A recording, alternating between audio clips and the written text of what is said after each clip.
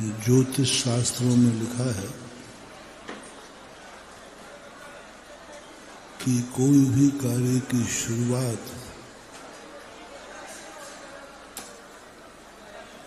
को यदि तुमने ग्रहण करना सीख लिया तो तुम अपनी जिंदगी के भविष्य दृष्टा बन जाओ। ऐसा कोई भी आदमी नहीं है, ये प्रकृति ने जो आजकल ज्योतिषाचार्यों ने भविष्य बताने का धंधा कर रखा है, इस धंधे की जरूरत ही नहीं। हमारी भूल का ये लोग फायदा उठाते हैं और सही निर्णय नहीं दे पाते। दो किताबें पढ़कर के ज्योतिष का रूप बना लेते हैं। सबसे बड़ा ज्योतिष है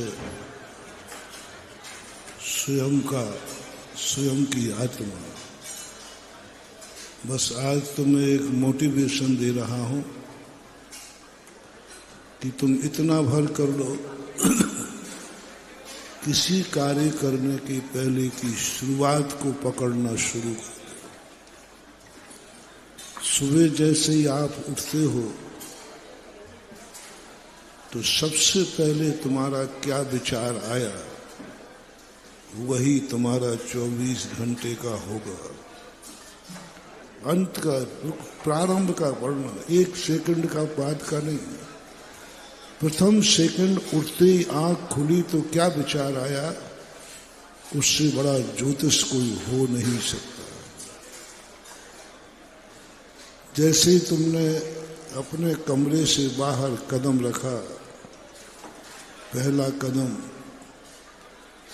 उस कदम में क्या विचार आया वह महत्वपूर्ण है। कौन सा कदम तुमने आगे निकाला वो महत्वपूर्ण है। बिस्तर से सोने के बाद बहुत बड़ा ज्योतिष दिया है। तुम्हारे जिस नथने का स्वर चल रहा हो उस पैर को बाहर निकालकर अपने पलंग से बाहर आओ, सगुन ही सगुन होगा। घर से बाहर निकलो तो इतना ध्यान रख लो कि तुम्हारी नासिका से जो स्वर निकल रहा है, जिस नासिका से स्वर निकल रहा है वह कदम आगे बढ़ा लेना, जाओ यात्रा सफल होगी। दाएं से निकल रहा तो दायां, बाएं से निकले तो बायां। प्रथम कदम की बात है, दूसरे कदम से कोई मतलब नहीं है। इसी प्रकार से सभी चीजों के अंदर प्रथम दृष्टि पकड़ना शुरू कर दो। गाड़ी में बैठ रहे हो, पहला कदम आपने गाड़ी में कौन सा रखा है उसको पकड़ना शुरू कर दो। दुकान का ताला खोल रहे हो, किवाड़ खोलते ही तुम पहले क्षण में तुम्हारे मन में क्या विकल्प आया उसको पकड़ना शुरू कर दो। कहीं भी कोई भी इसलिए क्यों किए जाते हैं ये मकान के नागन, क्यों की जाती है गाड़ी की पूजा, क्यों मनाया जाता है महोत्सव जन्मदिन का, क्यों ठाट बाट से मनाते हो शादी का पहला दिन। ये सब चीजें ऐसी रूढ़ियां नहीं हैं, इसमें बहुत बड़ा लॉजिक है, बहुत बड़ा एनर्जीफुल रहता है। सूर्य वही है, उगता हुआ सूर्य मांगलिक क्यों माना गया? सूर्य तो वही है, दिन भर भी रहना है, लेकिन निकलता हुआ सूर्य दिख जाए स्वप्न में भी दिख जाए तो बहुत बड़ा शगुन होता है। स्वप्न में भी उगता हुआ सूर्य देखना तुम्हारी अंदर बहुत बड़ी किस्मत का उदय होने वाला है। पहला रूप होना चाहिए।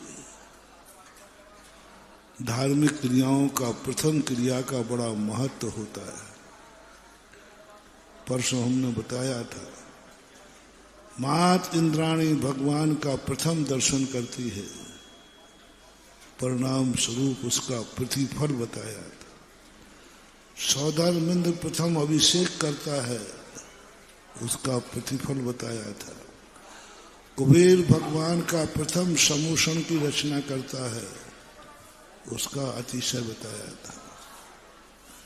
प्रथम का बहुत बड़ा महत्व। जब भी तुम्हें कोई धार्मिक कार्य प्रथम करने का मौका मिले तो करना चाहिए। हमने यही सारे भारत में अपने सभी भक्तों को एक बात की प्रेरणा दे रहा हूं, मंदिर में कभी भी साल भर में एक बार, एक महीने हर व्यक्ति को प्रथम कलश करना चाहिए। दादागिरी से नहीं, चोरी से नहीं, भगवान को उठा के नहीं,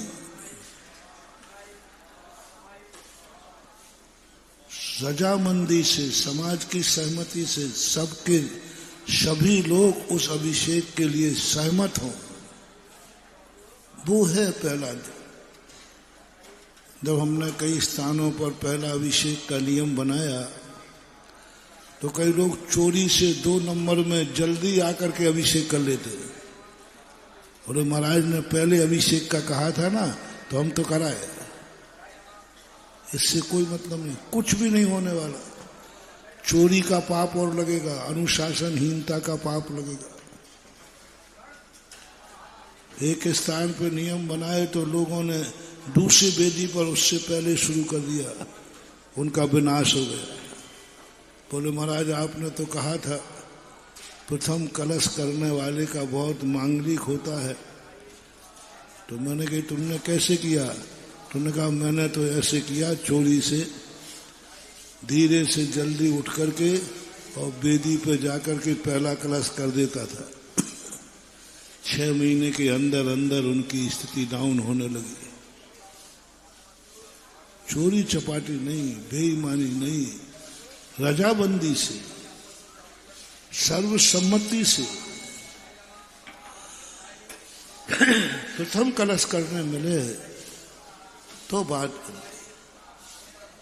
राठौड़ी से करके, दादागिरी करके, झगड़ा करके करोगे तो नकारात्मक स्थिति बनेगी, बहुत नकारात्मक, सीधा उल्टा होता है।